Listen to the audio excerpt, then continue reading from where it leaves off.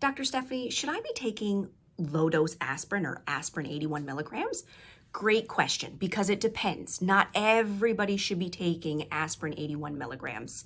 What we found recently is that patients that have never had a heart attack or a stroke, so never had that, if they take aspirin 81 milligrams, it's what we call primary prevention.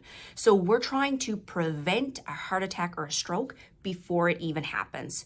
So this group of people has a very small window of who should be taking aspirin. Now, that's different than people that have had a heart attack or a stroke. If you've had that, and now you're taking an aspirin or now you're taking a Plavix, that's called secondary prevention. So that's totally different.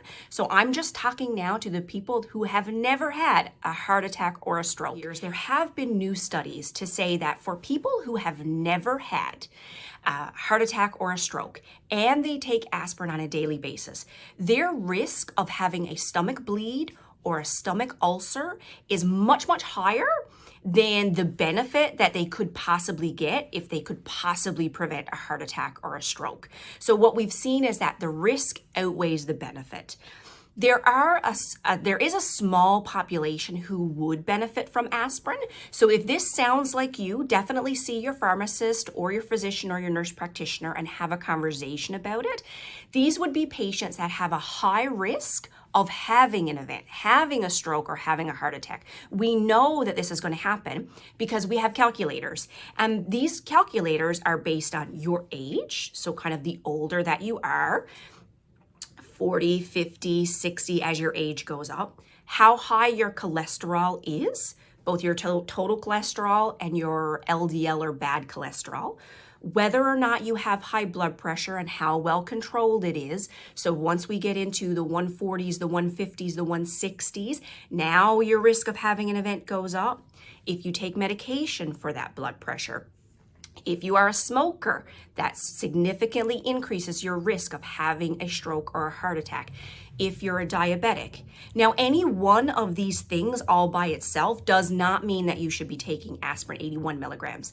But when we start to add these things together and your risk of having a heart attack goes up, now we really have to look and see, okay, Mr. Smith has never had a heart attack before, but his risk is high, so maybe now is the time that we need to add on the aspirin 81 milligrams. There's another side of the coin that we have to look at.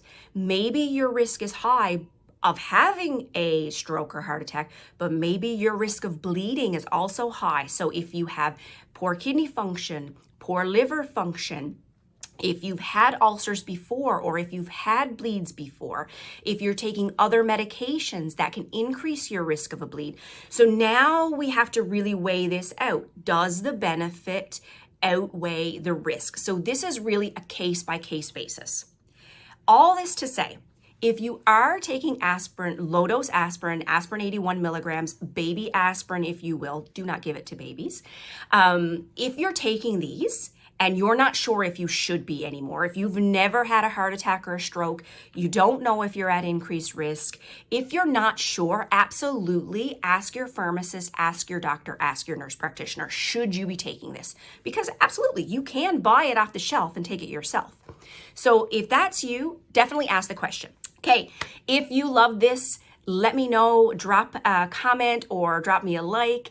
If you think it would help other people, absolutely share it, get the message out. And if you love my style, I'm Dr. Stephanie of Complete Care Pharmacy of Rocky Harbor, and we'd love to have you as a patient. Choosing your pharmacy is important, so make sure that you choose a pharmacy and a pharmacist that you trust. We'd love to have you as our patient. Take good care.